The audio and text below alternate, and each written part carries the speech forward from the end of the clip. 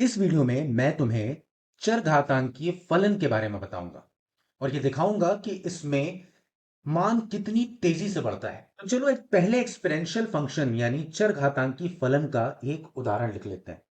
और वो उदाहरण क्या होगा? मान लो y बराबर 3 की घात x है।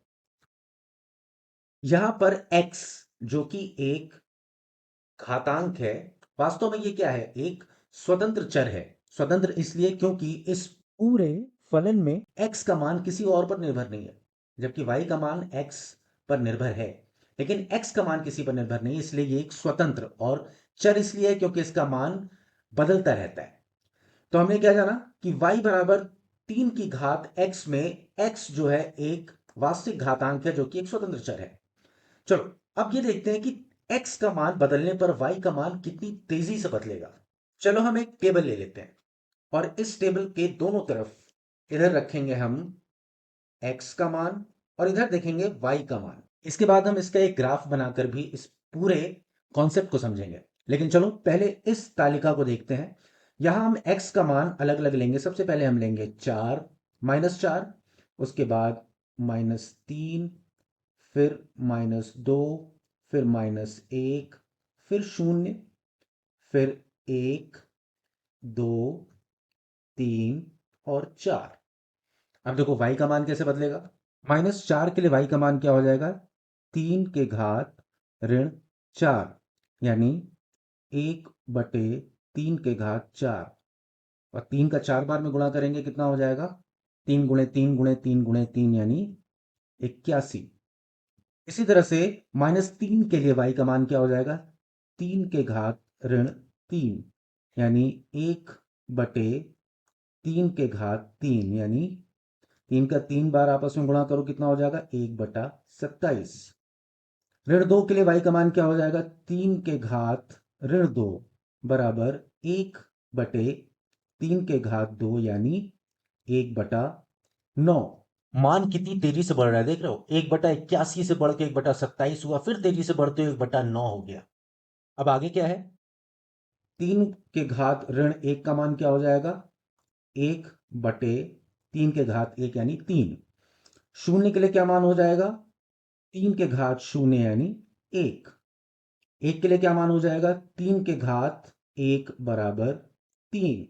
2 के लिए क्या मान हो जाएगा? 3 के घात 2 बराबर 9। 3 के घात 3 हो जाएगा 27। और देखो ये कितनी तेजी से बढ़ के 3 के घात 4 पर 81 हो जाता है। 3 का अगर 4 बार गुणा करोगे, 3 × 3 × 3, 3 × 9 = 27, 27 से बढ़ के सीधे 81 हो गया। कितनी तेजी से इसमें मान बढ़ता है ये तुम खुद देख रहे हो। चलो अब हम इसी टेबल से x और y के मानों के आधार पर एक ग्राफ बनाने की कोशिश करते हैं और देखते हैं कि y के मान में कितनी तेजी से परिवर्तन आता है। जब हम x का मान 0 लेते हैं तो y का मान 1 होता है, मान लो यहां पर है। जब हम x का मान 1 लेते हैं तो y का मान 3 होता है, यानी ये मान लो कि लगभग यहां पे।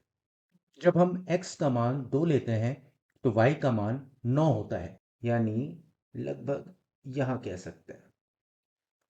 और जब हम x का मान 3 लेते हैं तो y का मान होता है 27, जो यहां पर कहीं पर होगा। और जैसे ही हम x का मान 4 लेते हैं वैसे ही y का मान पहुंच जाता है 81 पर, जो लगभग यहां कहीं होगा। अब इन सभी बिंदुओं को अगर मिलाएं तो देखो हमारा ग्राफ कैसा बनता है। ये ऐसे जाते जाते और अचानक सीधे एकदम ऊपर हो जाता है। तो तुम खुद देख सकते हो कि ग्राफ का मान कितनी तेजी से बढ़ रहा है और इस पूरे फलन का मान कितनी तेजी से बढ़ रहा है।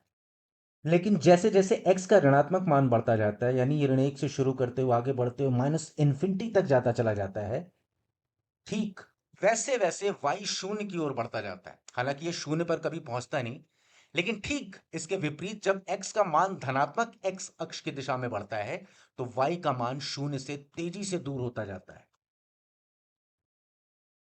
चलो एक और उदाहरण के माध्यम से ये समझने की कोशिश करते हैं कि चर घातांकी फलन कितनी तेजी से बढ़ते हैं। मान लो तुम्हारे पास एक मशीन से प्रिंटेड पर्ची आती है जिस पे ये लिखा है कि अगर तुमने 1 हफ्ते के भीतर इस पर्ची को छपवाकर 10 लोगों को नहीं दिया तो तुम्हारे घर विपत्ति आएगी, या तुम बीमार पड़ोगे, या ऐसा कुछ लिखा होता है कि तुम टिफिन खोलो और उसमें खाना ही ना हो, या कुछ भी लिखा हो सकता है, मान लो। और तुम इसी डर से क्या करते हो कि पहले हफ्ते में तुम 10 लोगों को वो पर्ची छपवा के भेज देते हो। वो 10 लोग भी डर से अगले हफ्ते, यानी दूसरे हफ्ते दूसरे सप्ताह में 10 और लोगों को भेजते हैं। तो 10 गुणे 10 हो गया। तीसरे सप्ताह जिन 100 लोगों को वो पर्चियां मिलती हैं, उनमें से हर व्यक्ति 10 अलग अलग लोगों को वो पर्चियां भेजता है, यानी पर्चियां कुल 1000 लोगों तक पहुंच जाती हैं। तो कुल पर्चियां जो भेजी गई थी वो कितनी हो जाती? पहले हफ्ते में 10, दूसरे हफ्ते में 100, तीसरे हफ्ते में 1000। तो यहां पर सामान्य पैटर्न क्या हो गया कि एन वीक में, यानी एन सप्ताह में, जितने लोगों को वो पर्ची मिलेगी उनकी संख्या कितनी होगी? 10 के घात n। अगर मैं तुमसे पूछूं कि छठे वीक, यानी छठवें सप्ताह, कितने लोगों को वो पर्ची मिली, तो इसका उत्तर क्या होगा? 10 के घात 6, यानी एक के आगे 6 शून्य, 10 लाख।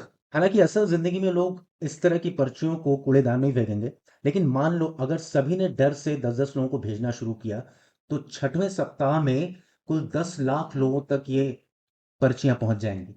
9वें हफ्ते में पर्ची प्राप्त करने वाले लोगों की संख्या पहुंच जाएगी 100 करोड़। और इसके अगले हफ्ते में तो जितने लोगों की जरूरत है उतने दुनिया में लोग ही नहीं है। तो देखा चरघातांकी फलन कमान कितनी तेजी से बढ़ता है ना कमाल। चलो मिलते हैं अगले वीडियो में।